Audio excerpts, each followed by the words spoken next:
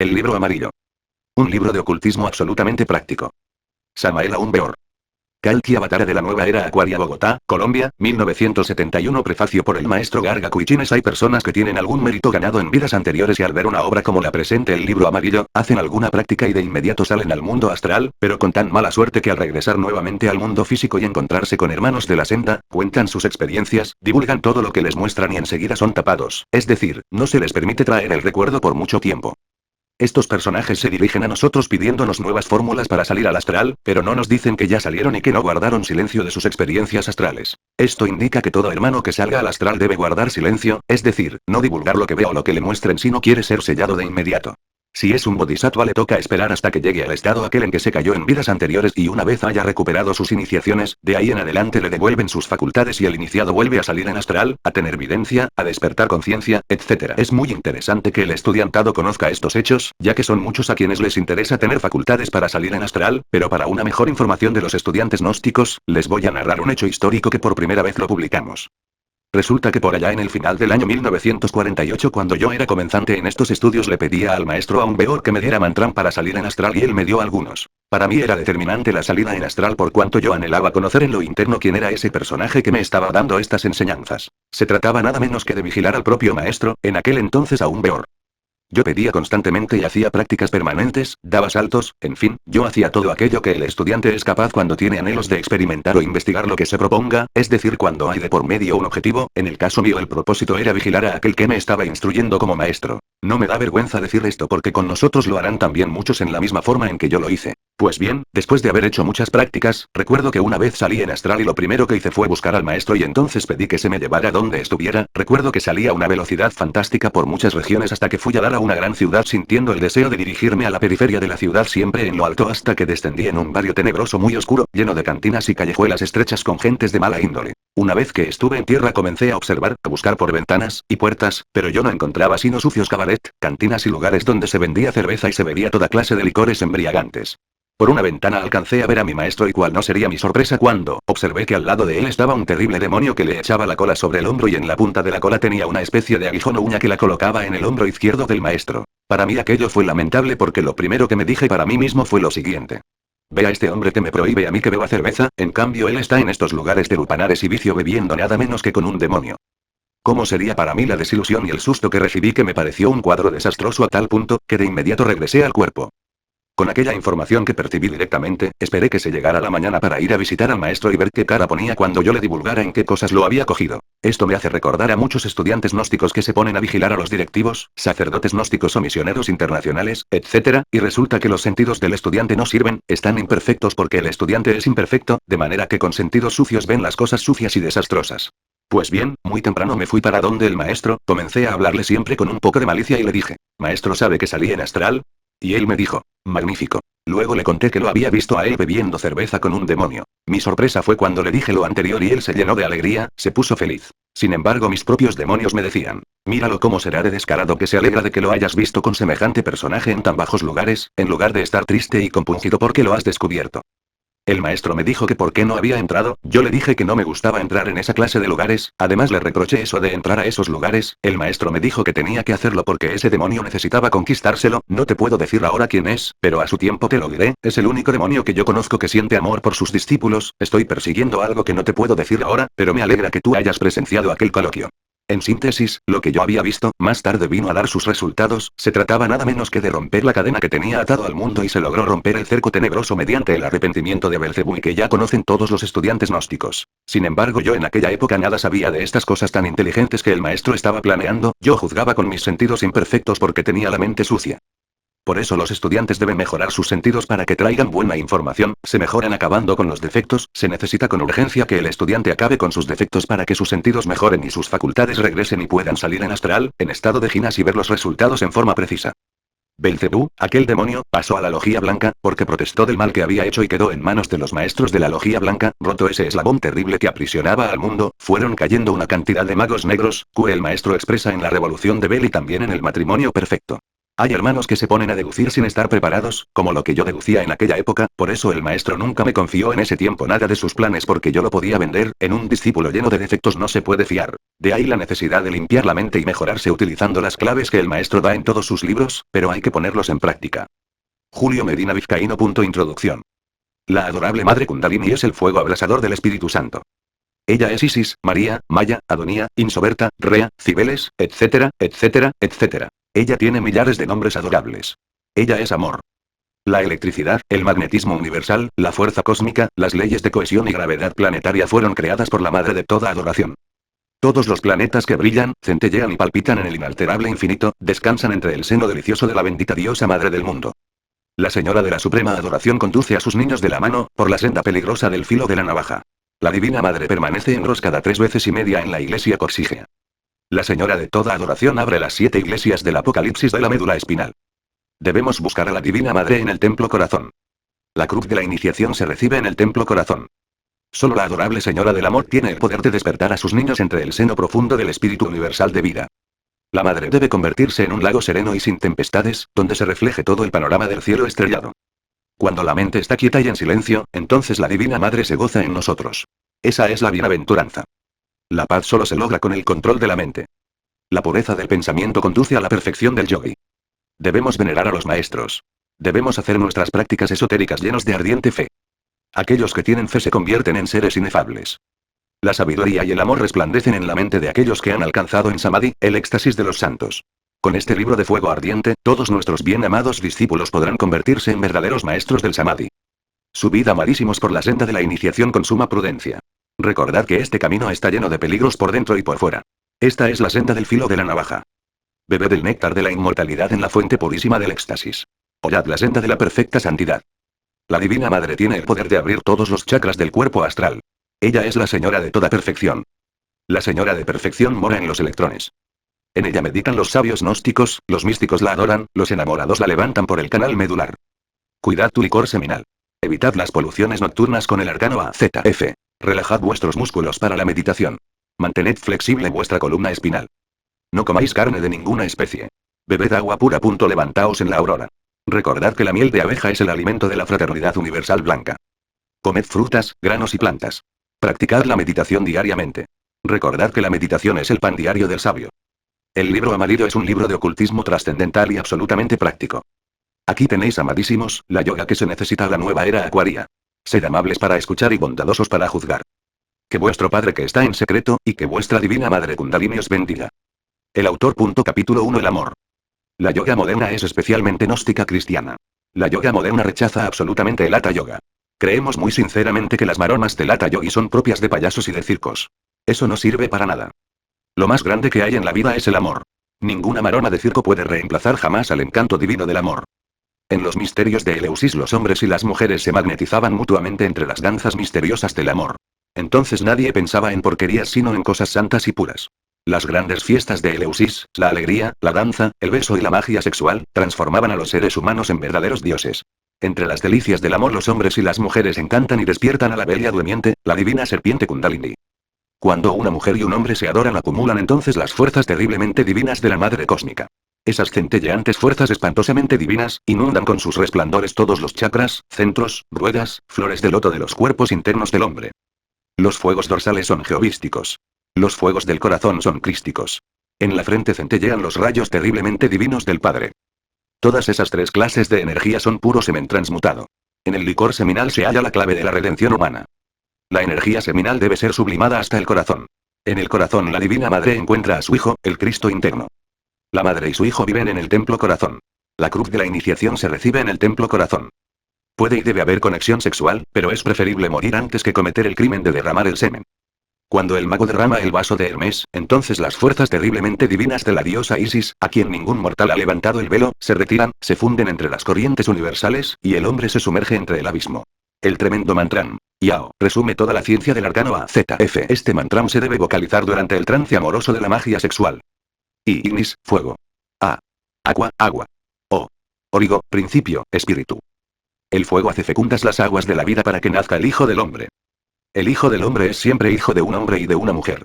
Cuando 2 seres se adoran y practican con el arcano AZF se convierten en dioses inevitablemente. Cultívese la alegría en los hogares, la música, las flores. Dispénsense los enamorados toda clase de errores. Nadie es perfecto. Debe la pareja perdonarse mutuamente sus muy humanos errores. El amor no es culpable de los disgustos entre los enamorados que se adoran. Todos esos disgustos son del yo psicológico, Satán. La yoga moderna es amor, música, danza, perfumes, besos, adoración, pranayama, meditación, iluminación, sabiduría, felicidad. La yoga moderna sigue al Cristo y adora a la mujer. Ya pasaron los tiempos en que los anacoretas se torturaban con el hatha yoga, ahora los yogis y yoginas modernas se aman y se adoran. El amor es inefable, el amor es terriblemente divino. Capítulo 2 Kundalini. El Kundalini es la energía primordial encerrada en la iglesia de Éfeso. Esta iglesia del Apocalipsis es un centro magnético situado 2 dedos sobre el ano, y 2 dedos debajo de los órganos genitales. El Kundalini es la serpiente ígnea de nuestros mágicos poderes. La serpiente sagrada dormita dentro de su iglesia enroscada 3 veces y media. El Kundalini es el fuego de Pentecostés. El Kundalini es la Madre Divina. El santuario de la Madre Divina es el corazón. El Kundalini se desarrolla, evoluciona y progresa dentro del aura del Mahachohan. La Madre Cósmica, el Espíritu Santo, el tercer logos. Los fuegos dorsales son jehovísticos. Los fuegos del corazón son crísticos. En la frente centellean los rayos terriblemente divinos del Padre. Los fuegos del corazón controlan el ascenso de la serpiente sagrada por el canal medular. El Kundalini se desarrolla, evoluciona y progresa de acuerdo con los méritos del corazón. El Kundalini necesita subir hasta el cerebro y luego debe llegar hasta el santuario sagrado del corazón. El Kundalini mora en los electrones. Los sabios meditan en el Kundalini, los devotos lo adoran, en los hogares de perfección se le rinde culto. Cuando los átomos solares y lunares hacen contacto bebemos entonces el néctar de la inmortalidad porque despierta el Kundalini. Los átomos solares y lunares hacen contacto en el tribeni cerca del coxis, entonces despierta por inducción el Kundalini. El Kundalini se despierta con el pranayama, con la concentración y la meditación, con la devoción muy profunda, con la voluntad y la comprensión, con los mantras sagrados y con la magia sexual. También puede ser despertado el Kundalini por obra y gracia de algún maestro de misterios mayores de la Blanca Hermandad, o porque la Madre Divina así lo quiere. Cuando el yogi derrama el semen, el Kundalini no puede despertar. El ascenso del Kundalini por el canal medular es muy lento y difícil. El paso de la serpiente ígnea de una vértebra a otra significa terribles pruebas, espantosos sacrificios, supremas purificaciones. No solo debemos matar el deseo, sino hasta la sombra misma del deseo. Nuestra divisa es telema, voluntad.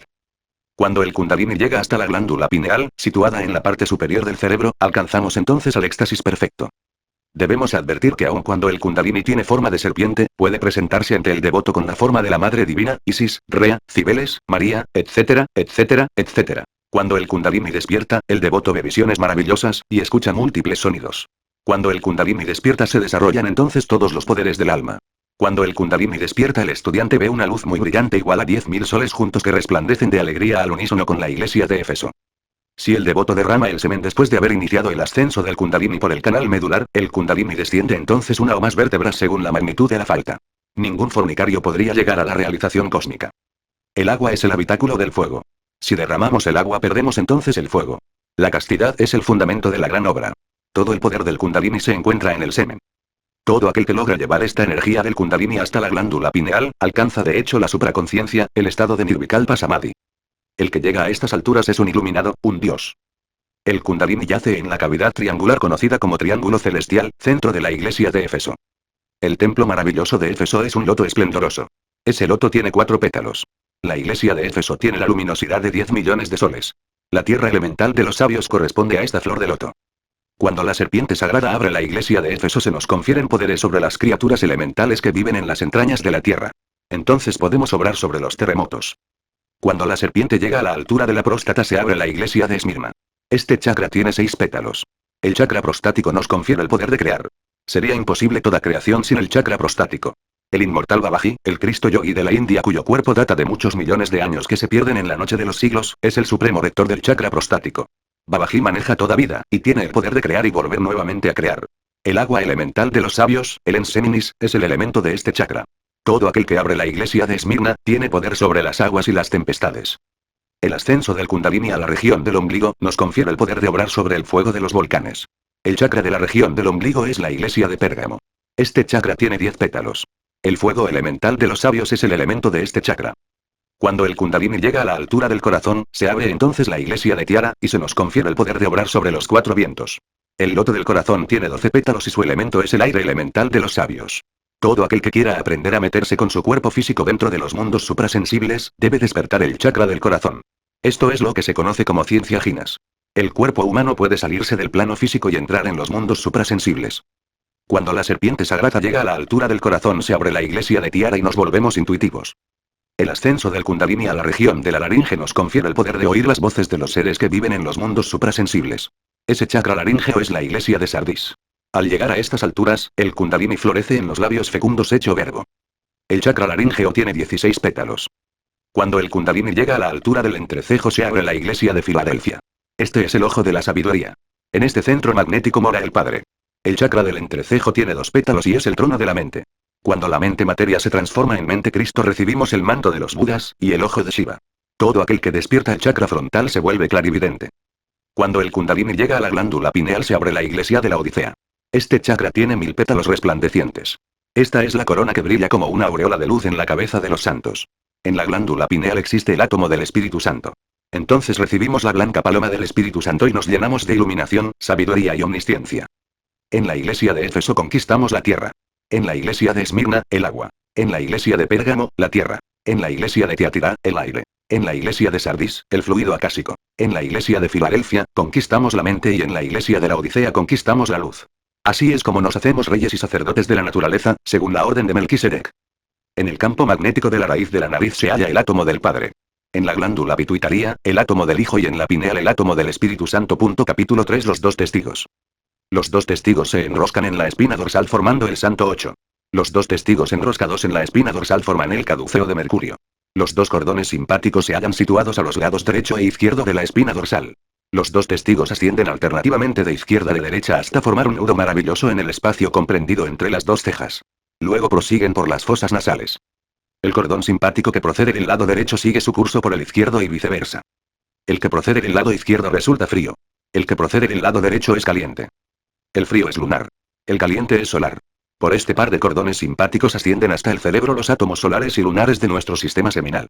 Cuando los átomos solares y lunares hacen contacto con el coxis despierta el Kundalini inevitablemente. El canal medular tiene un orificio inferior que normalmente se halla cerrado en personas comunes y corrientes. Los vapores seminales destapan ese orificio para que el Kundalini entre por allí. La yoga tiene un ejercicio especial para abrir ese orificio rápidamente. Ese ejercicio se llama pranayama.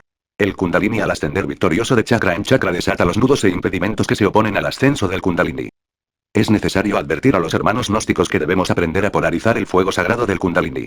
Algunos devotos comen carnes, beben alcohol, gozan diariamente de la pasión sexual aun cuando jamás derramen el semen.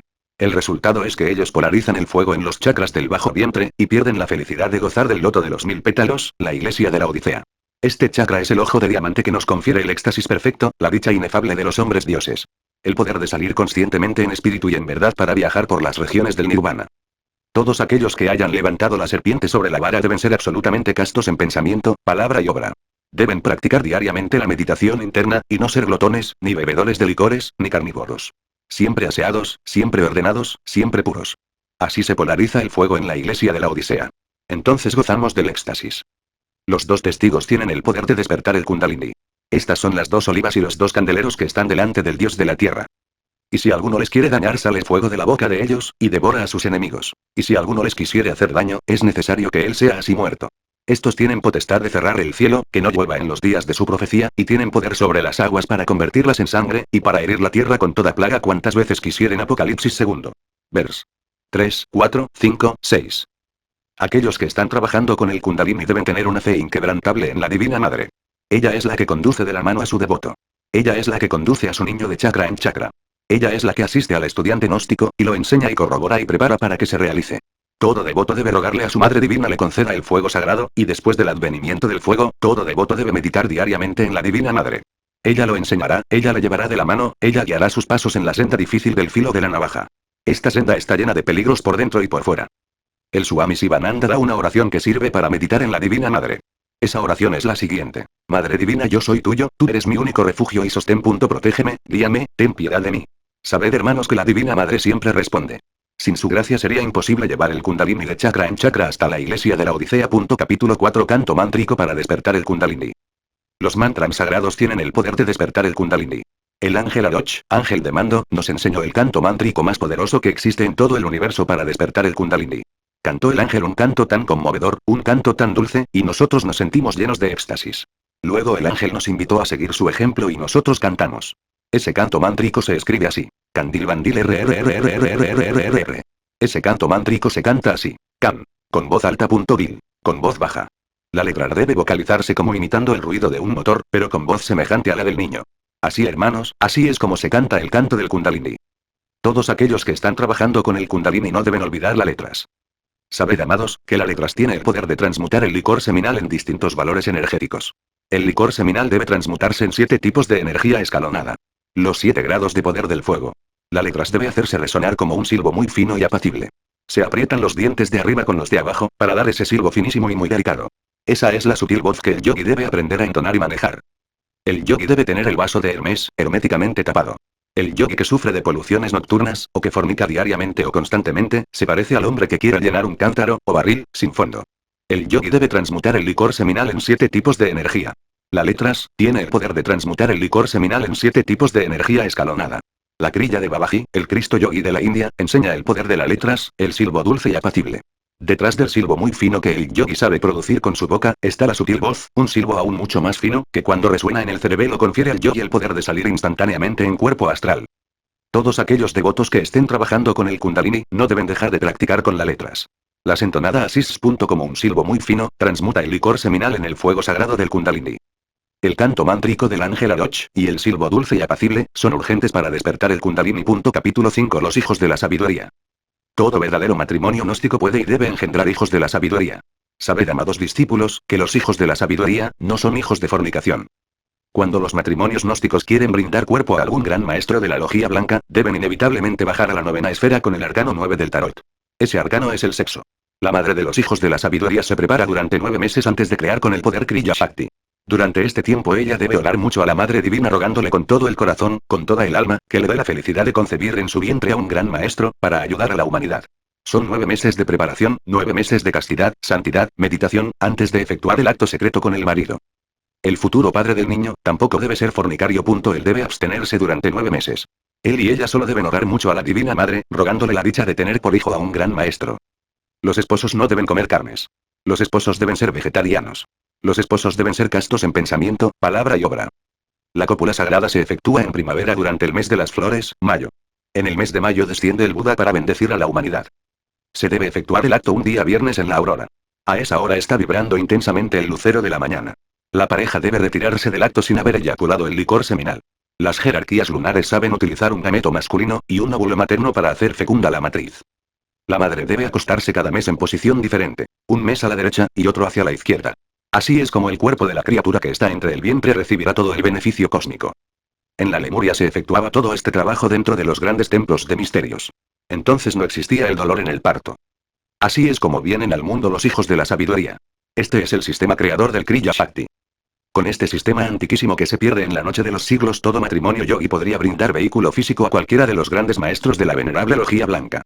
Esta clave maravillosa demuestra en forma evidente que no se necesita eyacular 7 millones de zoospermos para crear un nuevo ser humano. Dios dijo creced y multiplicaos. Dios no dijo creced y fornicad. La eyaculación seminal es delito. La eyaculación seminal es fornicación brutal. El sistema antiguo de reproducción paradisíaca se realizaba sin la eyaculación seminal en el hombre, y sin el orgasmo femenino. Los tenebrosos lucíferes de la antigua tierra luna le enseñaron al hombre la eyaculación seminal. Entonces perdió sus poderes. Esto está representado por la salida del Edén. Nosotros no enseñamos cosas contra natura. Lo normal y natural es no derramar el semen. No estamos enseñando refinamientos sexuales. Estamos enseñando lo que verdaderamente es natural, normal.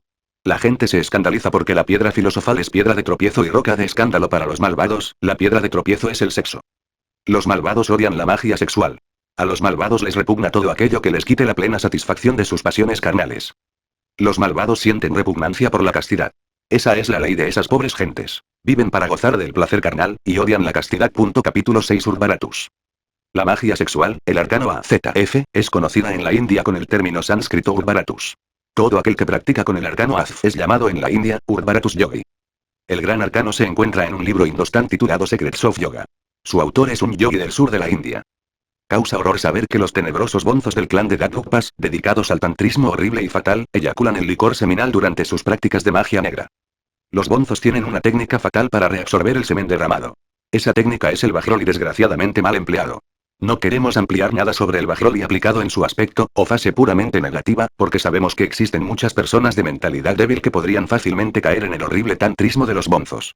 Entonces el karma caería fatalmente sobre nosotros. El semen derramado y luego absorbido en perya femenino, está horriblemente recargado de átomos del enemigo secreto, átomos satánicos recogidos de los propios infiernos atómicos del ser humano. El resultado inevitable de este tantrismo, es el descenso de la serpiente hacia abajo, hacia los abismos atómicos de la naturaleza. Así es como la humana personalidad termina separándose definitivamente del espíritu divino. Entonces el ser humano se convierte en demonio. En otros tiempos se practicaba en los ashrama del Indostán el arcano AZF. Los yogines se preparaban con el bajroli para la magia sexual. Desgraciadamente comenzaron los hermanitos con las hermanitas a formar escándalos, y los gurujis corrieron entonces la cortina del esoterismo, y prohibieron el AZF. Sin embargo, en secreto los yogis y yoginas iniciados practican el AZF, aunque aparentemente esté prohibido. La realidad es que esta prohibición hizo más daños que beneficios, pues el sistema de Brahmacharya resulta un fracaso porque nadie es capaz de guardar Brahmacharya, abstención absoluta. Algunos que aparentemente la guardan, sufren de poluciones nocturnas. Así pierden el semen que acumulan, y se convierten en víctimas del abismo. El AZF es un sistema para crear hijos fuertes, sanos y grandiosos. Con el AZF se selecciona el espermatozoide que ha de fecundar la matriz. El zoospermo que logra escaparse durante la práctica con el arcano AZF es de hecho un zoospermo seleccionado y poderoso que ha de dar origen a un verdadero superhombre. Así podemos formar una raza de dioses. Con el AZF se logra el desarrollo completo de todos los fuegos dorsales. Con el arcano AZF se logra la total realización a fondo. La gran yogina HPB, después de haber enviudado del conde Blavatsky, tuvo que casarse para practicar con el arcano AZF. Solo así logró el completo desarrollo de los 49 fuegos. El yogi avatar Alakirila Asaya fue llamado por Babaji para la iniciación, cuando ya estaba casado. Así se realizó el yogi avatara. Los gurujis de los ashrama tienen que pagar el karma de no haber hablado claro cuando fue necesario hablar claro. Nada se ganó con velar el santuario. Es mejor tener el valor de hablar claro. En la unión del falo y el útero se halla la clave del arcano AZF. Lo importante es retirarse del acto sexual sin derramar el semen. No se debe derramar el vaso de Hermes, jamás en la vida. Así nos convertimos en dioses terriblemente divinos. Nuestra divisa es telema, voluntad. Con el Urdhvaratus se despierta y desarrolla totalmente el Kundalini. Capítulo 7. La madre cósmica. Dios no tiene figura ninguna. Dios es coesencial con el espacio abstracto absoluto. Dios es aquello. Dios tiene dos aspectos: sabiduría, amor. Dios como sabiduría es padre. Dios como amor es madre. Cristo es el Hijo de Dios. Cristo no es un individuo, Cristo es un ejército. Cristo es el ejército de la voz. El verbo. Antes de que rayara la aurora del nuevo día cósmico, el Padre, la Madre, y el Hijo eran uno, aquello. Dios como Padre reside en el ojo de la sabiduría. Este ojo está situado entre las dos cejas. Dios como Madre reside en el templo corazón. Sabiduría y amor son las dos columnas torales de la gran lojía blanca. Dentro de cada ser humano existe un soldado del ejército de la voz. Ese es el Cristo interno de todo hombre que viene al mundo. El hombre séptuple es tan solo la sombra pecadora de ese soldado del ejército de la voz. Necesitamos encarnar al hombre sol, el Cristo interno. La Madre Divina nos ayuda. Pedid y se os dará, golpead y se os abrirá. Dios como amor es Isis, a quien ningún mortal ha levantado el velo. ¿Quién es aquel que se atrevería a levantar ese velo terriblemente divino? Hay de los profanos y de los profanadores que se atrevan siquiera a tocar el velo de Isis. Cuando el devoto hace sus ruegos a la Madre Divina, debe tener sueño y estar sumergido en profunda meditación interna. El verdadero devoto no se levanta de su cama, ni come ni bebe hasta recibir la respuesta de la Divina Madre.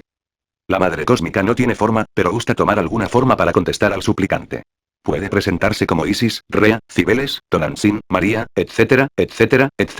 Cuando la Divina Madre ha dado su respuesta al devoto, desintegra su forma instantáneamente porque no la necesita. La Divina Madre es el segundo aspecto de aquello y se llama amor. El amor es una sustancia que es coesencial con el espacio abstracto muy profundo. La Divina Madre no es una mujer, ni tampoco algún individuo. Es únicamente una sustancia incógnita. Cualquier forma que eso tome, se desintegra instantes después. Eso es amor. Dios Madre es amor. Dios Madre nos adora, nos ama terriblemente.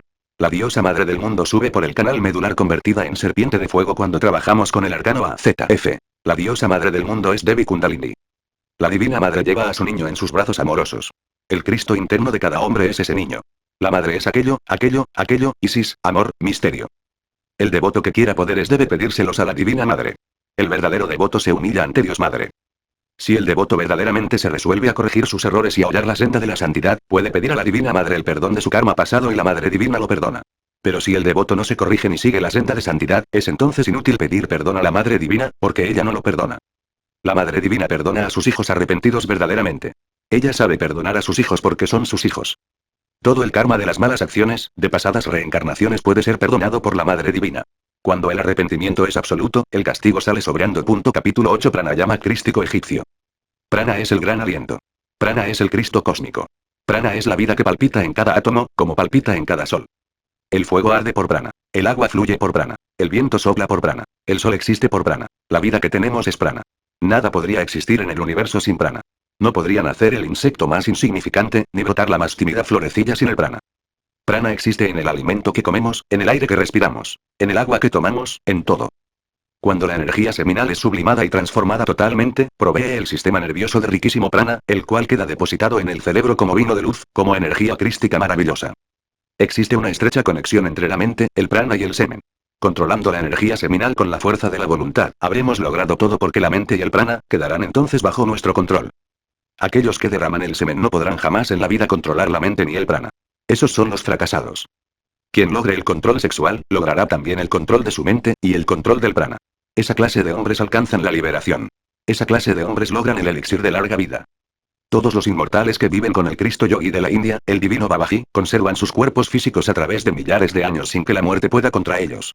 Esos hermanos, después de lograr la suprema castidad, consiguieron el control del prana y de la mente. Prana es energía universal, es vida, es luz, es alegría. El principal objetivo de la práctica del pranayama es lograr la unión de los átomos solares y lunares del sistema seminal para despertar el kundalini. Práctica esotérica. Primero. Siéntese el devoto, en una silla con el rostro hacia el oriente. Segundo. Haga mucha oración, rogándole a la Divina Madre que le despierte el kundalini. Tercero. El pecho, cuello y cabeza deberán estar en línea vertical. No se debe doblar el cuerpo a los lados, ni hacia adelante o hacia atrás. Las palmas de las manos deben descansar sobre las piernas en forma muy natural. Cuarto. La mente del devoto debe estar dirigida hacia adentro, hacia la Divina Madre, amándola y adorándola. Quinto. Cierre los ojos para que las cosas del mundo físico no lo distraigan. Sexto. Tape la fosa nasal derecha con el dedo pulgar vocalizando mentalmente el mantrantón, a tiempo que respira, o inhala muy lentamente el aire por la fosa izquierda. Séptimo. Clausure ahora la fosa nasal izquierda con el dedo índice. Retenga el aliento. Envíe el prana a la iglesia de Éfeso situada en el coxis para despertar el kundalini, y pronuncie mentalmente el mantramsa. Octavo. Exhale ahora lentamente por la fosa nasal derecha vocalizando mentalmente el mantraman. Noveno. Clausure ahora la fosa nasal izquierda con el dedo índice. Décimo. Inhale la vida, el prana, por la fosa nasal derecha vocalizando mentalmente el mantrantón. Retenga ahora el aliento vocalizando el mantramra. Clausure las dos fosas nasales con los dedos índice y pulgar. Envíe el prana al centro magnético del coxis para despertar el kundalini. 11. Exhale muy lentamente por la fosa nasal izquierda vocalizando mentalmente la sílaba mantrikaran. 12. Esto constituye un pranayama completo. 13. 6 pranayamas seguidos deben realizarse al amanecer y al anochecer. 14. El devoto se levantará de su silla y arrodillará en tierra. 15. Colocará ahora las palmas de la mano en el suelo tocándose entre sí los dedos pulgares. 16. Inclinado hacia adelante, postrado en tierra, lleno de suprema veneración, con la cabeza hacia oriente, apoyará su frente sobre el dorso de las manos, al estilo egipcio. 17. Vocalizará ahora el devoto con su laringe creadora el poderoso mantramra de los egipcios. Ese mantram se vocaliza alargando el sonido de las dos letras que componen el mantramra, así. Ra. Vocalícese 7 veces consecutivas. Estos son los 17 puntos del pranayama egipcio. El mantramra tiene el poder de hacer vibrar el kundalini y los chakras para despertarlos. Los mantras del pranayama son Ton Saam Ton Ram. Con el pranayama se despierta el kundalini. Con el pranayama se disipan las tenebrosas regiones de las tinieblas y la inercia. Con el pranayama disipamos la pereza y la torpeza. El prana se relaciona con la mente. La mente es el vehículo de la voluntad. La voluntad debe obedecer a la gran alma del mundo. Todos los vehículos internos deben ser controlados con el pranayama. Prana es la vida. La fosa nasal derecha es solar. La fosa nasal izquierda es lunar. Los dos testigos se relacionan con las fosas nasales. Las vesículas seminales están unidas a los dos testigos, mediante un par de cordones nerviosos. En última síntesis podemos asegurar que los dos testigos del Apocalipsis nacen en las vesículas seminales. Las dos vesículas seminales son los dos océanos de la vida. Cuéntase que Moisés encontró a su maestro en la confluencia de los dos océanos. Nosotros hemos enseñado en este capítulo un pranayama egipcio para los devotos del mundo occidental. Aquellos que quieran despertar el kundalini deben perseverar diariamente y durante toda su vida en el pranayama. La habitación destinada a la práctica del pranayama no debe ser húmeda, ni tampoco mal ventilada, o sucia. Debe ser una habitación limpia, pura, aseada. También se debe practicar el pranayama en el campo, en la montaña, a orillas del mar, etcétera, etcétera. Con el pranayama transmutamos la energía sexual en energía crística. Con el pranayama despertamos el kundalini y abrimos los chakras totalmente. El pranayama es un sistema de transmutación sexual para solteros. Capítulo 9 Transmutación sexual para solteros. Yoga significa unión con Dios. Nadie puede llegar a la unión con el bien amado sin haber despertado primero el kundalini. Ningún ser viviente podría despertar el kundalini positivamente sin haber llegado a la suprema castidad. Es indispensable lavar los pies en las aguas de la renunciación. Porfiad a entrar por la puerta angosta. Porque os digo que muchos procurarán entrar y no podrán. Capitán 13:24 Lucas. Es urgente saber que la puerta angosta, estrecha y difícil es el sexo. Nosotros salimos del Edén por la puerta del sexo. Solo por esa puerta podemos entrar al Edén. El Edén es el mismo sexo. Nadie puede entrar al Edén por puertas falsas. Tenemos que entrar por donde salimos. Esa es la ley. Aquellos estudiantes de ocultismo que por tal o cual motivo no puedan trabajar con el arcano Azf deberán conocer a fondo la ciencia de la transmutación sexual. Existe otra llave secreta con cuyo auxilio podrán los devotos solteros abrir el arca de la ciencia. Práctica de transmutación sexual para solteros. Primera posición. Los devotos de la senda colocados en el suelo deberán imitar la posición del sapo. Segunda posición. Los devotos acostados en su lecho, o también el suelo, en decúbito dorsal, boca arriba, con el tronco inclinado hacia arriba y la cabeza lo más baja posible, deberán entonces inflarse o hincharse como el sapo cuando está furioso. Actitud mental de la primera posición. Voluntad e imaginación unidas, en vibrante armonía, identifíquese el estudiante gnóstico con el sapo. Imagínese estar entre un arroyo de aguas puras de vida. Una su voluntad e imaginación para hacer subir sus energías sexuales desde sus órganos sexuales hasta el cáliz sagrado del cerebro. El estudiante gnóstico debe hacer subir su energía seminal por el par de cordones simpáticos que se enroscan en la médula espinal formando el famoso caduceo de Mercurio. Actitud mental de la segunda posición. Voluntad e imaginación unidas en vibrante armonía. Inflese el estudiante como lo hace el sapo. Esto solo es posible con la respiración. Al inhalar el aire vital, imaginad a la energía seminal ascendiendo por vuestros dos canales simpáticos que se enroscan graciosamente en la médula espinal. Llevad esa maravillosa energía seminal hasta el cerebro. Luego conducidla hasta el corazón. Entonces exhalad el aire vital fijando la energía en el templo corazón. Nuestra divisa es telema, voluntad. Mantram de esta práctica. Imitad el canto del sapo. Ese misterioso croat del sapo es el mantram. Origen de esta práctica. La Divina Madre Cósmica nos dio a todos los hermanos esta maravillosa llave del arca de la ciencia. La Madre Divina vela por todos sus hijos. El sapo sobre la flor inmaculada del loto, entre las aguas puras de la vida, es un símbolo sexual arcaico en el viejo Egipto de los faraones. Capítulo 10 Orden y disciplina esotérica. Todo estudiante gnóstico debe ser ordenado. El estudiante de la gnosis debe ser verdaderamente disciplinado. Ningún estudiante de la gnosis podría realizar un verdadero progreso si come carnes o bebe alcohol. La carne se descompone como cualquier cadáver dentro del estómago. La comida de carne y sangre favorece los instintos criminales. El hígado no puede digerir la carne. La carne tiene mucho ácido úrico que, después de pasar por el hígado, entra en la circulación de la sangre. El ácido úrico trae enfermedades tales como el reumatismo, afecciones hepáticas, dolencias renales, vejez prematura, etc. En la carne se halla la psiquis animal. Aquellos que se nutren con carnes asimilan en sus organismos todos los instintos animales. Las personas corajudas, iracundas, furiosas, asesinas, por lo común se alimentan de carne de toro. Las mujeres habladoras, parlanchinas, etc. casi siempre comen mucha gallina, etc. El gnóstico debe ser templado. No bebedor de vino, no comedor de carnes, no murmurador de las gentes, ni glotón, ni perezoso. El gnóstico debe recogerse diariamente, a las 10 de la noche, en su recámara para practicar la meditación interna. El gnóstico debe levantarse en la aurora para practicar todos sus ejercicios esotéricos.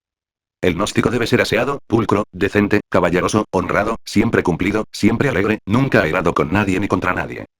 El devoto verdaderamente dispuesto a realizarse no debe aceptar jamás en la vida tomar ni una sola copa de vino con alcohol. Sabed que el alcohol daña y perjudica. El alcohol es del abismo. Los bebedores de alcohol caen en el abismo inevitablemente. Los borrachos no logran la realización. El devoto debe bañarse diariamente y vestir muy bien.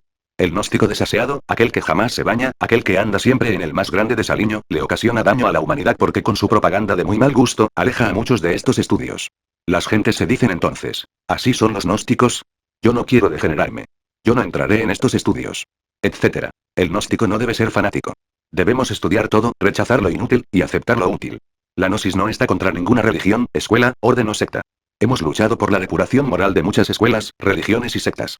No hemos estado contra ninguna religión, escuela o secta. Sabemos que la humanidad se divide en grupos, y que cada grupo humano necesita su sistema de instrucción particular. Realmente todas las religiones, escuelas y sectas, son perlas preciosísimas engarzadas en el hilo de oro de la divinidad.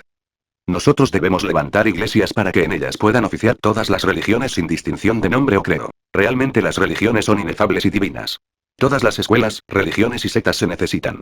Los celos religiosos son los mismos celos pasionales elevados a celos religiosos. Es vergonzoso tener celos religiosos. Los hermanos deben trascender los celos. Esa es una pasión muy baja. El movimiento gnóstico está formado por gentes de todas las escuelas, religiones y sectas. Otra de las enfermedades más graves del alma es la necroneuritis. Por esta época las gentes se han vuelto neurasténicas. Sabed que la neurastenia es satánica. Cultivad siempre la dulzura, la paciencia y el amor. Educad a vuestros hijos con sabiduría y amor. Cultivad en vuestras casas la alegría, la dulzura y el amor. Sabed que la neurastenia daña las flores del loto del alma. Enseñad a vuestros hijos con el ejemplo. Sed siempre alegres y felices. Los hogares gnósticos deben ser siempre santuarios de amor y felicidad. Los gritos neurasténicos, los palos y el látigo, alejan la felicidad. Entonces, la blanca paloma del amor sale del corazón para siempre. Esa es la desgracia de muchos hogares. Vivid con sabiduría y amor. Capítulo 11. La meditación. En cierta ocasión escuchamos de labios de un Swami Hindustan una exótica afirmación.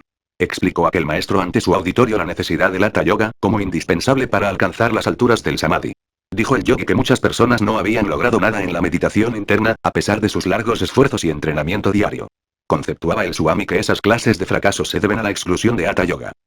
Nosotros francamente disentimos de esta afirmación del venerable Swami. Aquellos que después de 10 y 20 años no han logrado la iluminación con la práctica de la meditación interna, deben buscar la causa en falta de sueño.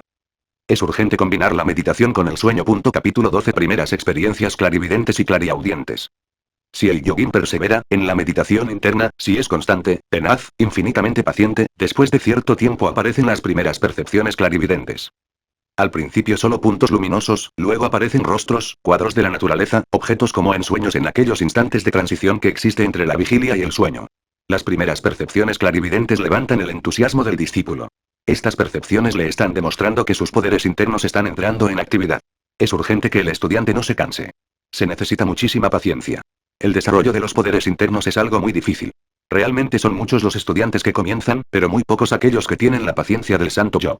Los impacientes no logran dar un solo paso en el sendero de la realización. Esta clase de prácticas esotéricas es para gente muy tenaz y paciente.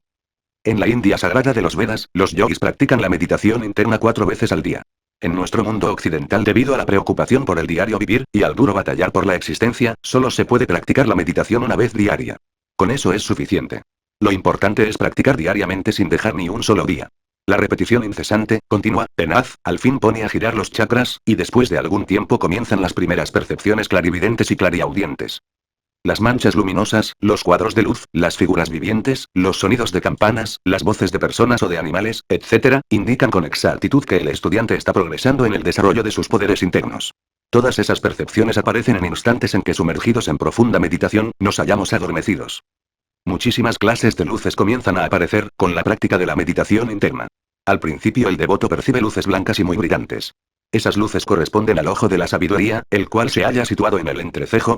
Las luces blancas, amarillas, rojas, azules, verdes, así como los relámpagos, el sol, la luna, las estrellas, las chispas, las llamas, etc., son partículas formadas de elementos suprasensibles, partículas tanmátricas.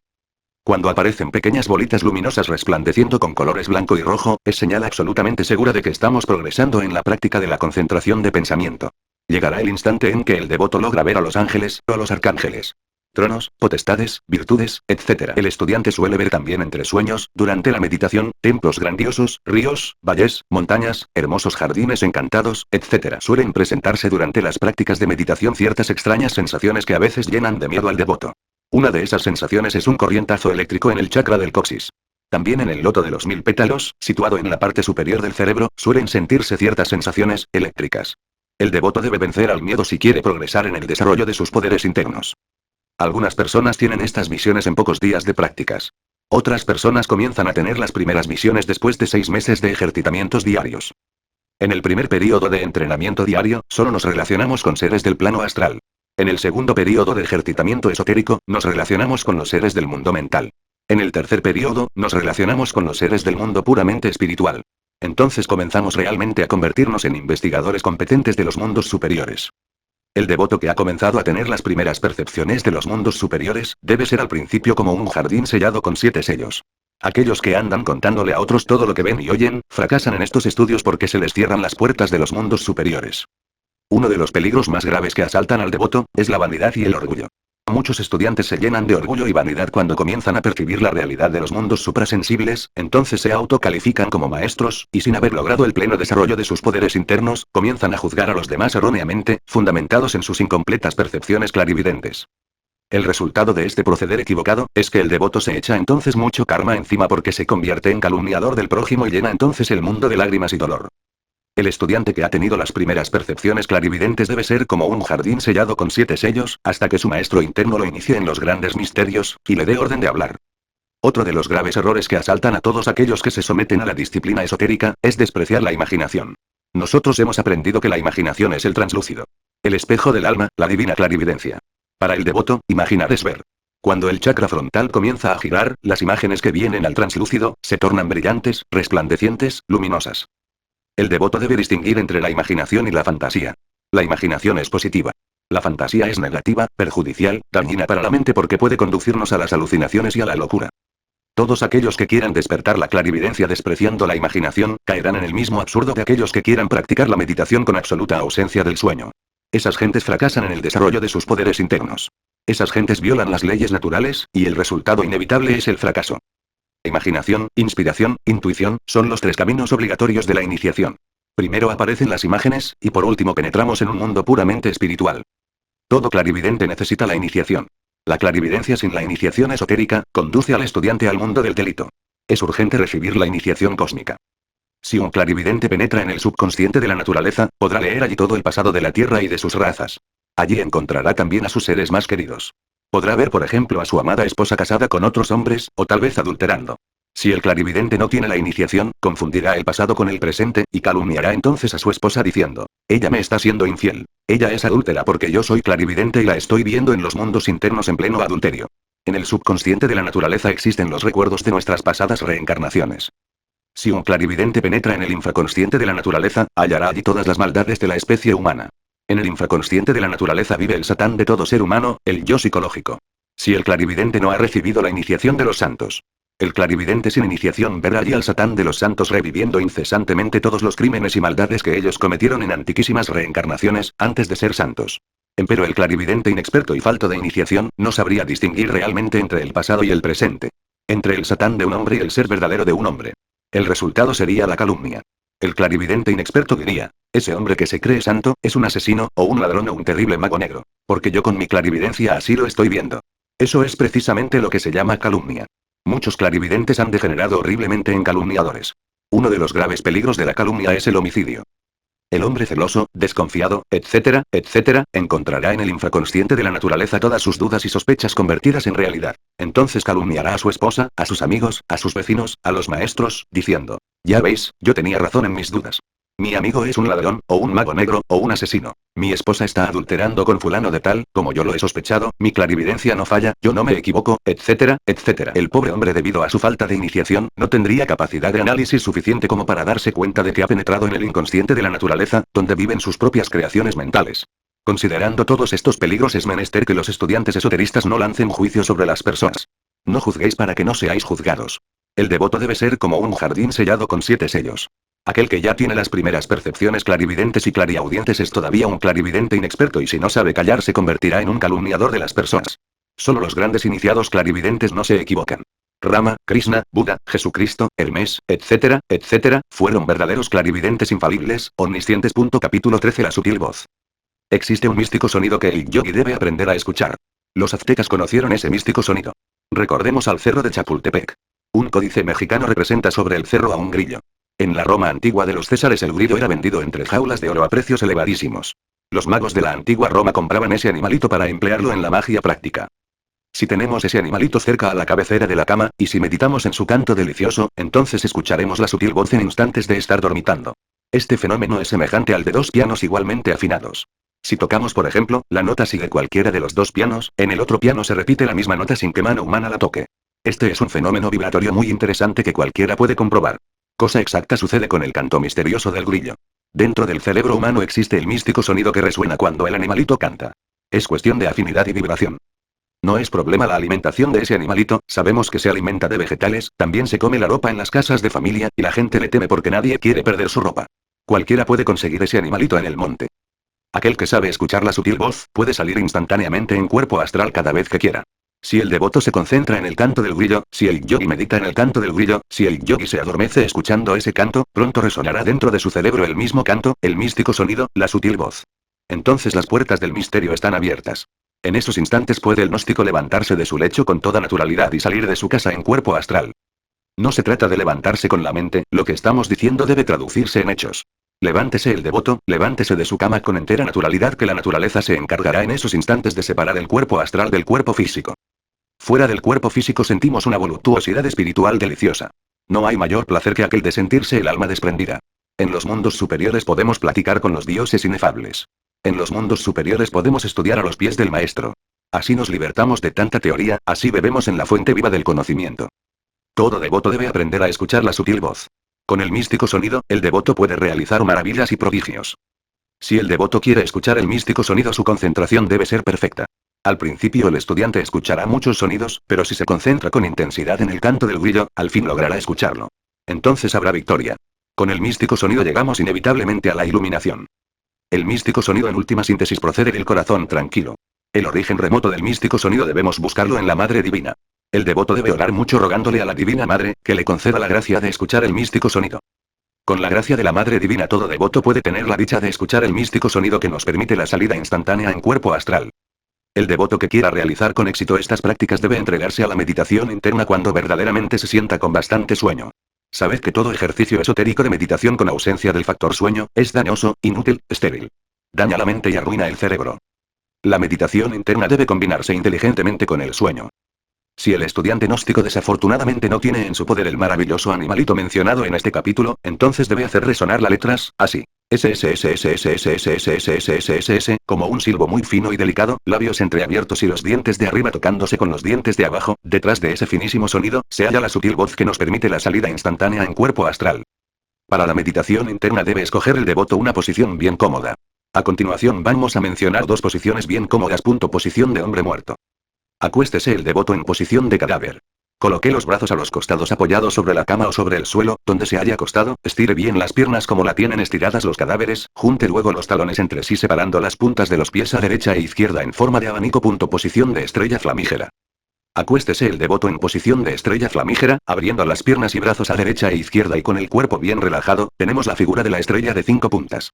Esta es la posición de maestro. Los grandes maestros utilizan esta posición para la meditación interna. Ante esta figura huyen los tenebrosos llenos de terror. Cuando el maestro se levanta deja allí su semejanza flamígera que hace huir a los tenebrosos. Los devotos no deben meditar con el estómago lleno. Es necesario que los devotos dejen el pecado de la gula. Se deben hacer 3 comidas al día. Dieta esotérica. Desayuno. Pan tostado con miel de abeja y leche caliente. Pueden añadirse al desayuno algunas frutas. Comida del mediodía, almuerzo. El almuerzo, comida en México, debe ser a base de vegetales y frutas. También se deben comer toda clase de granos.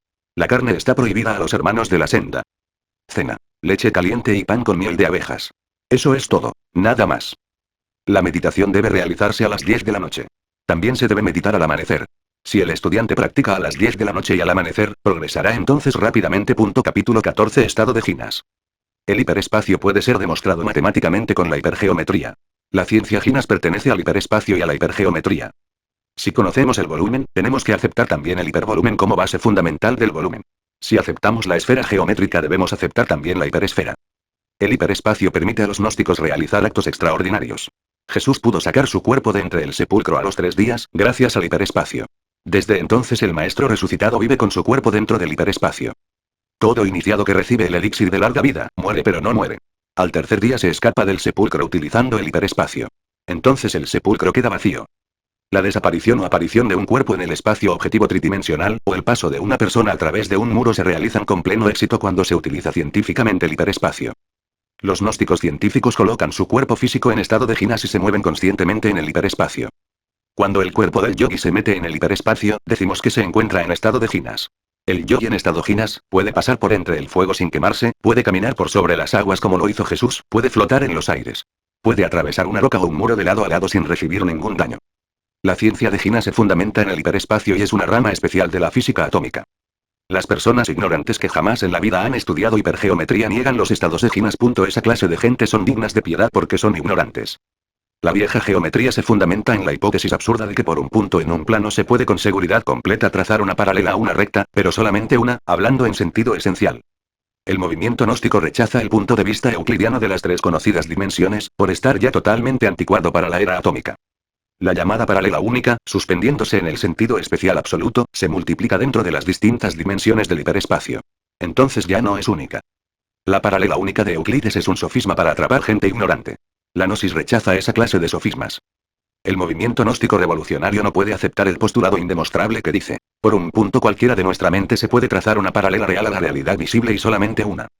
La paralela única no existe. El espacio tridimensional absoluto y dogmático del geómetra Euclides es indemostrable y falso. La afirmación absurda de que el mundo físico de experimentación es el único real, resulta ser una razón muy corrida de los ignorantes ilustrados que jamás han investigado los campos electromagnéticos, y la llamada promateria como causa causorum de la materia física. La cuarta dimensión en hiperespacial. Los gnósticos tienen sistemas especiales para meter su cuerpo físico dentro del hiperespacio. No importa que los ignorantes se rían de los estados de Ginas. El que ríe de lo que desconoce está en camino de ser idiota. Realmente solo el idiota ríe y ríe de lo que no conoce. Los gnósticos afirmamos que el espacio infinito interplanetario es curvo. Afirmamos que el infinito vive en incesante movimiento. Afirmamos que existe una serie infinita de espacios giratorios de distintas dimensiones que se penetran y compenetran mutuamente sin fundirse. Afirmamos que todos esos espacios del infinito estrellado tienen forma hiperelipsoidal. Afirmamos que con la fuerza de la mente el hombre puede meter su cuerpo físico dentro de cualquier espacio giratorio hiperelipsoidal. Afirmamos rotundamente que la astrofísica revolucionaria demostrará al mundo la existencia del hiperespacio. Afirmamos que dentro de una línea existen otras hiperespaciales. Afirmamos que el Salvador del mundo vive actualmente en el hiperespacio con el mismo cuerpo que tuvo en la Tierra Santa. Afirmamos que todo iniciado que recibe el elixir de la larga vida, muere pero no muere. Afirmamos que todos aquellos que reciben el elixir de la larga vida, se escapan con su cuerpo físico al tercer día aprovechando la oportunidad que nos brinda el hiperespacio. Estos conservan su cuerpo físico durante millones de años. El inmortal Babaji y su hermana Mataji conservan su cuerpo desde hace muchos millones de años y cumplirán una gran misión con la humanidad de la futura sexta y séptima grandes razas. Afirmamos rotundamente que todo el que trabaje con el arcano Azf puede pedir el elixir de larga vida. Esos mueren pero no mueren.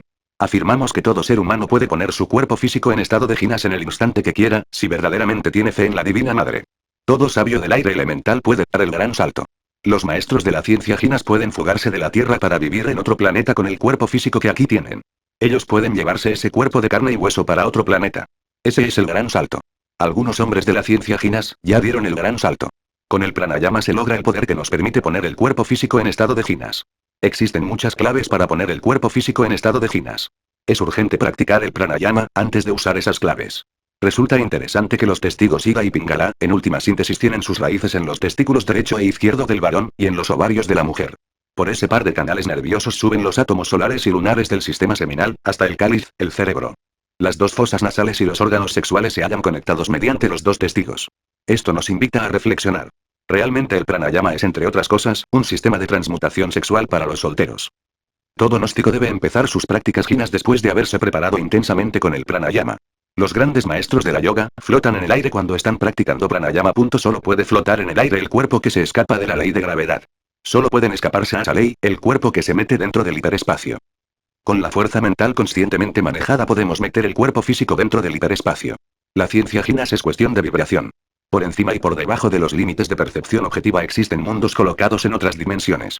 Con la fuerza del pensamiento podemos, mediante ciertas claves de la ciencia Ginas que a continuación damos, acelerar la frecuencia oscilatoria y vibración normal del cuerpo físico. Entonces penetramos con el cuerpo dentro del hiperespacio. Cuando los científicos logren el control absoluto del movimiento atónico, podrán poner cualquier cuerpo dentro del hiperespacio.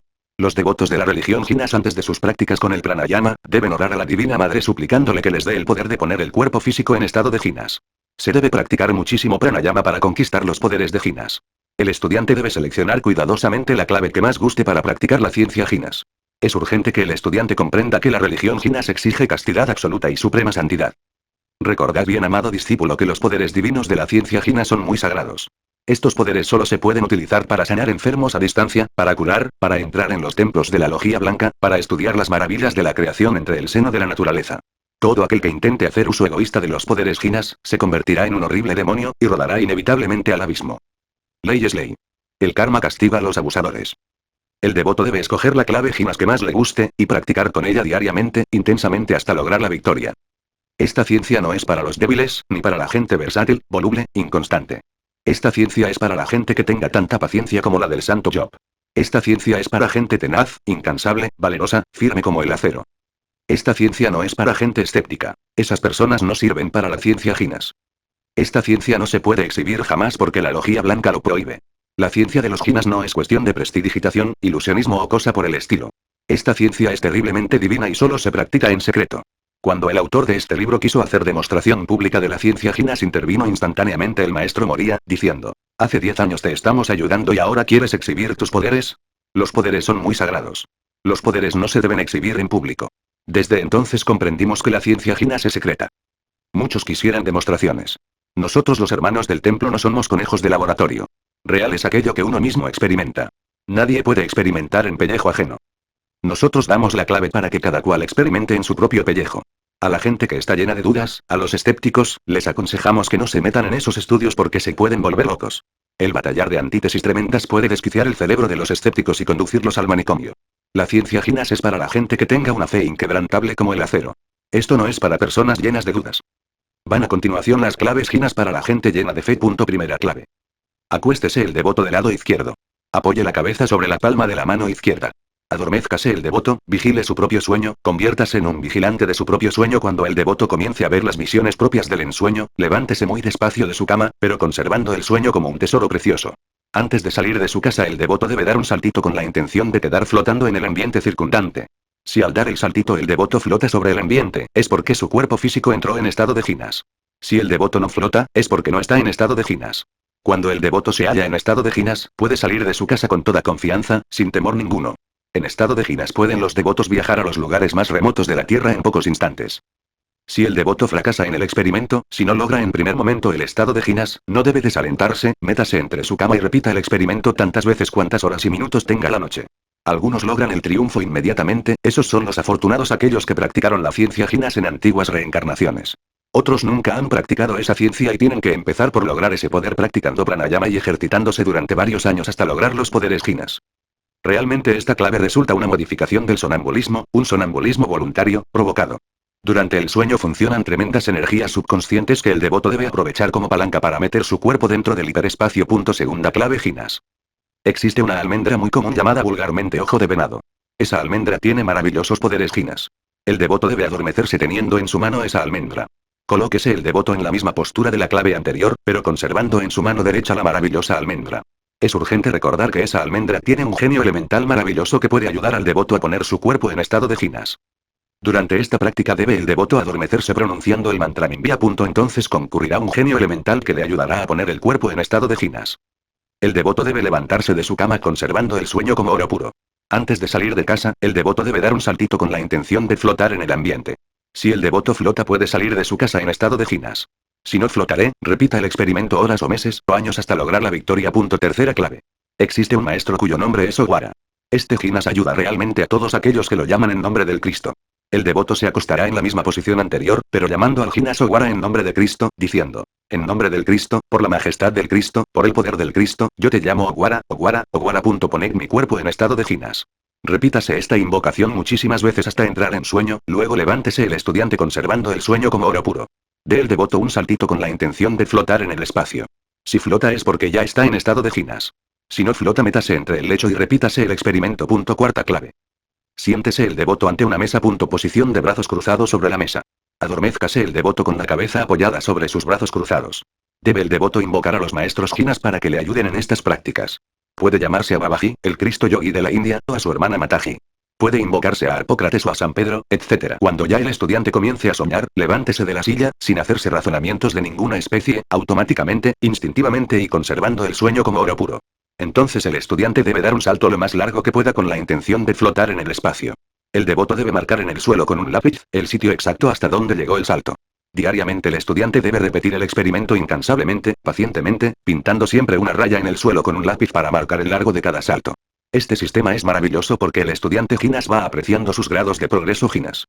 Puede que su salto hoy haya sido de 1 metro de largo. Mañana puede haber aumentado 1 centímetro, pasado mañana otro centímetro, etc. Así el estudiante va midiendo con exactitud su progreso Ginas. Al fin notará con asombro un buen día que ha dado un salto demasiado largo, un salto extraño, que ningún atleta puede dar. Estas señales le indican claramente su progreso en la ciencia Ginas. Después de semejante extraño salto, ya el devoto podrá quedar flotando en el hiperespacio. Ha alcanzado la victoria. Esta clave es formidable. Lo importante en el ocultismo es la práctica. Ya la gente está cansada de teorías. Ahora se necesita ocultismo práctico. Los teorizantes ni hacen ni dejan hacer. El estudiante no debe perder el tiempo teorizando. Es mejor practicar callado. Guardar en secreto los triunfos. Se debe guardar mucho silencio porque esta ciencia es secreta. Es mejor callar. Así nos evitamos las burlas de los teorizantes inútiles, que ni hacen ni dejan hacer, esos son parásitos sociales. Quinta clave. En el preciso instante de despertar del sueño normal puede el estudiante saltar de su cama instantáneamente, sin análisis consciente ni subconsciente, sin el proceso de elección conceptual, en forma instintiva, extasiado por la sabiduría y lleno de una fe tan fuerte como el acero de una espada muy bien templada y lista para la batalla. Antes de salir de la casa debe el estudiante saltar entonces, y si flota en el ambiente, es porque su cuerpo ya entró en estado de ginas. Entonces el estudiante puede dirigirse a donde quiera con su cuerpo físico en estado de ginas. Si no flotaré, debe el estudiante repetir el experimento. Con paciencia se anda muy lejos en estos estudios. Sexta clave. Los caballeros tigres del México azteca ponían su cuerpo físico en estado de ginas con ayuda de la fuerza elemental del tigre. Algunos códices mexicanos nos pintan a los caballeros tigres dirigiéndose al templo en figura de tigre. Dícese que cuando llegaban al templo tomaban nuevamente figura humana. En el México antiguo, el templo de los tigres era muy sagrado. La fuerza elemental del tigre permite poner el cuerpo en estado de ginas. El estudiante puede acostarse sobre una piel de tigre. Adormézcase el devoto invocando a los devas que reinan sobre los tigres. Suplíqueseles que nos ayuden con la fuerza del tigre. Los devotos aztecas de la Orden Sagrada de los Tigres, se identificaban con el tigre, se adormecían, y luego conservando el sueño como oro puro, se levantaban de su lecho andando en cuatro patas como el tigre. Entonces decían llenos de fe: nosotros nos pertenecemos. Así con el cuerpo en ginas y con figura de tigre llegaban los caballeros tigres al templo. Los códices mexicanos nos dicen que allí tomaban nuevamente su figura humana. Los yogis del Indostán se sientan a meditar sentados sobre una piel de tigre. Cuentan los aztecas que la primera raza humana fue devorada por los tigres, símbolo de la fuerza divina. Que soles de entusiasmo os alumbren el camino. Que la escot cante a vuestro paso. Que las fuerzas del tigre os acompañen. Que los cocuyos de sabiduría iluminen vuestro intelecto. Que el pico rumoroso dé sombra de vuestros descansos. Que las ranas de esmeralda señalen los senderos, croando sin descanso. Que ella, la naturaleza, sea pródiga con vosotros. Que la fuerza universal nos bendiga y dirija. El yogi occidental acostado sobre la piel de tigre y con el cuerpo semidesnudo debe hacer la práctica esotérica de los caballeros tigres. Así podrá entrar en estado de ginas. Séptima clave.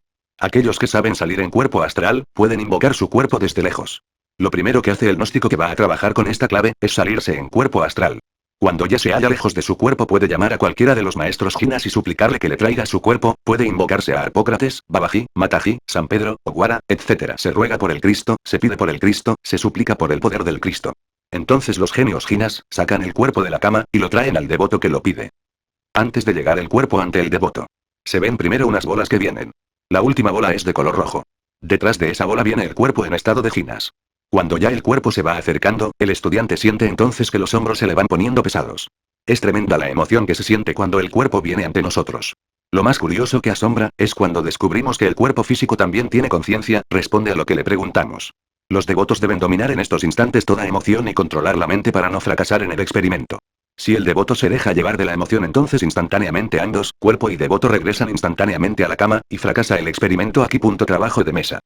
Llamase en ocultismo trabajo de mesa el instante en que el cuerpo así invocado desde lejos debe inevitablemente entrar dentro del cuerpo sideral del devoto. Esta obra es difícil porque el cuerpo debe aprender, y el alma debe dominar la emoción, y saber ordenar. El cuerpo debe entrar dentro del alma por el chakra coronario o loto de los 1000 pétalos situado en la parte superior de la cabeza sideral. Debe el devoto dar la orden al cuerpo, y el cuerpo obedece. Si no obedece bien es porque no sabe. Entonces el devoto debe enseñarle. Se debe ordenar al cuerpo que pose sobre la cabeza sideral del cuerpo astral y que penetre dentro del devoto por esa puerta. El resultado es maravilloso. El cuerpo obedece y entra dentro del devoto. En el plano astral, no es el devoto quien debe entrar dentro del cuerpo. En el astral las cosas son diferentes.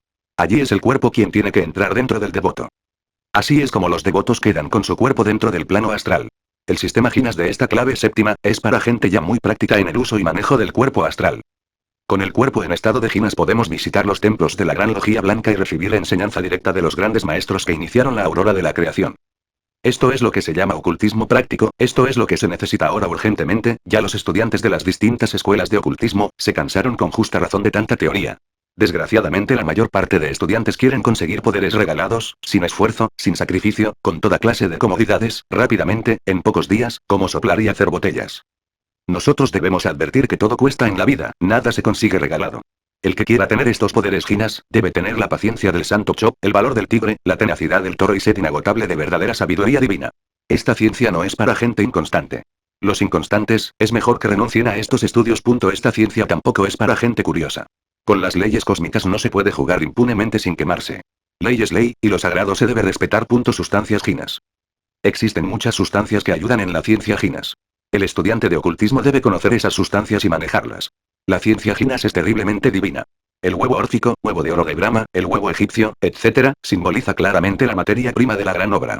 De la materia prima salen universos, plantas, animales, hombres y dioses. El huevo está lleno de grandes poderes ocultos.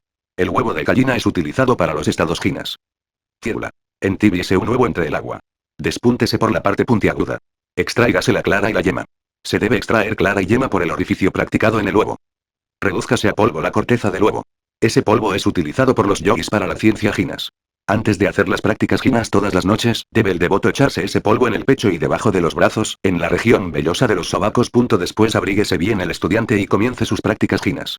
Se puede tener una buena cantidad de este polvo para las prácticas ginas. En estos polvos se hallan los grandes poderes de la ciencia ginas. Estos polvos son maravillosos. Santidad.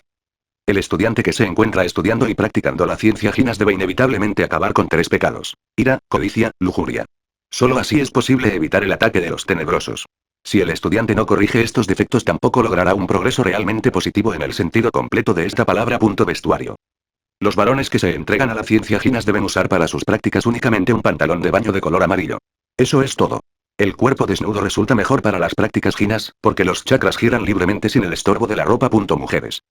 Las mujeres que practican con la ciencia ginas deben usar para sus prácticas una túnica muy larga y ancha, lo más amplia posible. La túnica debe ser muy hermosa imitando las túnicas de las samaritanas. La mujer que se entrega a la ciencia ginas no debe recortarse el cabello. El cabello es realmente el símbolo del pudor y de la castidad en la mujer. En los antiguos tiempos a las mujeres adúlteras se les cortaba el cabello. Ese era su castigo. La mujer que practica con la ciencia ginas no debe usar para sus prácticas vestidos de baño, como los hombres, porque eso es inmoral en la mujer. Las jerarquías divinas exigen modestia, pudor, castidad. Advertencia. Estas túnicas amarillas para los ginas, no son para asistir a los rituales gnósticos. Únicamente para la ciencia ginas. La túnica amarilla para la ciencia ginas debe llevarse puesta directamente sobre la piel del cuerpo. Debajo de la amplia túnica no debe usarse ninguna otra pieza de vestir. Capítulo 15. Útiles y perfumes. Se debe disponer siempre de un cuarto especial para trabajar con la ciencia ginas. Empero cuando no se puede disponer de ese cuarto especial, entonces la recámara de dormir, la misma alcoba, puede convertirse en un verdadero santuario. Habiendo castidad todo anda muy bien. Se debe sahumar la recámara diariamente con los 5 perfumes. Estos 5 perfumes son los siguientes: incienso, mirra, aloe, azufre, alcanfor. Es necesario pintar en el umbral de la pieza el signo del pentagrama, la estrella de las 5 puntas. Los 2 rayos inferiores deben estar hacia afuera. El rayo superior debe quedar hacia adentro. Esta estrella se puede pintar con carbón. También se puede pintar en un cuadro enmarcada con su vidrio, y ponerlo luego a la cabecera de la cama. En este caso el ángulo superior está hacia arriba, y los 2 ángulos inferiores hacia abajo. La pieza o recámara debe estar toda adornada con colores amarillos. Alfombras o tapetes amarillos, luz amarilla, adornos amarillos, etc. El iniciado, además de su pantalón de baño amarillo, es bueno que tenga su bata de levantarse color amarillo. Dentro de la recámara o cuarto de trabajo deben estar siempre presentes la imagen del Cristo, Buda, y la Virgen. Ya sea esta representada como Isis, o la Madre Cósmica de la India, María Tonantzin, o sencillamente como la blanca paloma del Espíritu Santo. Todas estas imágenes no representan a ninguna persona divina o humana sino sencillamente a Dios Madre. Ya sabemos que Dios como Padre es sabiduría, y como Madre es amor. Como Padre reside en el ojo de la sabiduría situada entre las 2 cejas. Como Madre reside en el templo corazón. La serpiente sobre la vara también representa a la Divina Madre. Debe seleccionarse cuidadosamente el símbolo que más nos guste, y usarlo en la recámara de trabajo. Se debe tener un altar dentro de la recámara, y el fuego en el altar. Nunca debe faltar el fuego en la casa de un iniciado. Este es el libro amarillo, esta es la sabiduría de los Budas, esta es la ciencia de la mente cósmica. Los Budas usan manto amarillo. El color del mundo mental es el amarillo. Cuando el hombre se liberta de sus 4 cuerpos de pecado, es un Buda. Todo Buda usa manto amarillo. El rayo del Cristo es el amarillo oro. La ciencia de la mente constituye verdaderamente el libro amarillo. Este es el libro amarillo porque es la ciencia de la mente. El iniciado debe encerrarse diariamente a las 10 de la noche para trabajar en la ciencia de la mente. El iniciado debe evitar cuidadosamente toda clase de discusiones y peleas con gentes incrédulas que ni hacen ni dejan hacer, que quieren que el mundo marche de acuerdo con sus sabiondas afirmaciones, llenas de necedad y malicia del peor género. Los devotos deben bañarse diariamente. La habitación debe estar siempre aseada, pulcra, limpia. La religión jinas es muy sagrada. Aquí en este libro amarillo hemos enseñado la ciencia sagrada de los jinas, para todos los seres humanos, menos para los imbéciles. Los imbéciles ni la creen, ni la quieren, ni la aceptan porque son imbéciles. Jamás deben faltar las flores en el cuarto de trabajo. Las flores, los perfumes, las imágenes simbólicas, la buena música, contribuyen a formar un ambiente lleno de sabiduría y amor. Conclusión. Con infinita alegría hemos concluido este trabajo que humildemente ofrendamos a la pobre humanidad doliente. Se nos ha dicho que existen 3 rayos de autorrealización íntima. Esos tres rayos son el místico, el yogi y la senda del hogar doméstico. Los bien amados de la Gnosis apoyados en su bastón recorren este sendero triuno. Nuestra divisa, este lema, voluntad. Aquí tenéis, amadísimos, un libro de ocultismo absolutamente práctico. Por el amor de los amores, nosotros los hermanos del templo os aconsejamos con infinita humildad que no perdáis el tiempo teorizando. El opio de las teorías es más amargo que la muerte. Sed humildes para alcanzar la sabiduría y después de alcanzada sed todavía más humildes. Practicad con las enseñanzas de este libro y desarrollaréis vuestros poderes divinales. Sed constantes, amadísimos, sed pacientes, tened fe absoluta en la divina Madre Kundalini. La señora de toda adoración conduce a sus devotos de chakra en chakra. Cuando la serpiente ígnea de nuestros mágicos poderes despierta, el devoto pasa por 6 cortas experiencias inolvidables, a saber, felicidad divina, temblor del cuerpo y de los miembros, salidas en astral, voluptuosidad espiritual, dolor en el hueso coxígeo y desvanecimientos extraños, sueño muy profundo y lleno de lucidez espiritual. Estas 6 señales indican al discípulo el despertar del Kundalini. Así como el jardinero riega su jardín interno y delicado con el néctar sublime del amor hasta que aparezcan los frutos deliciosos del Edén. El libro amarillo es realmente un manual de esoterismo práctico. Sabed bien, amados discípulos, que este texto es una guía segura en la senda de la iniciación. Estudiad este libro y practicad con intensidad y suprema paciencia. Con el despertar del Kundalini aparecen muchos poderes ocultos. Cuando esto suceda, cuidaos mucho de caer en el orgullo. Teniendo esos poderes, sed como quien no los tiene. Reconoced entonces vuestra propia miseria y pecado. Refúgiate en la nada. Tú tan solo eres la sombra pecadora de aquel que jamás ha pecado. Desarrollad vuestros poderes internos, pero disolved el yo, el mí mismo, el ego reencarnante. Solo disolviendo el yo lograréis la liberación total. El yo es una larva horrible metida en los distintos trasfondos de la mente. Cuando el yo se disuelve, aquel gran señor de la luz entra en el alma y hace en ella su morada. Nosotros, los hermanos del templo, sentimos gran amargura cuando vemos algún gran maestro que, a pesar de haber despertado el Kundalini, conserva todavía vivo el yo en los profundos trasfondos de la mente. Amadísimos, aquí tenéis un libro para despertar el Kundalini y desarrollar todos los poderes ocultos. Practicad, amadísimos, pero disolved el yo. Reconoced vuestra propia miseria y pecado. Ayunad mucho, orad con fe, paciencia y caridad la rocallosa senda que conduce al nirvana. Samael Aun Beor.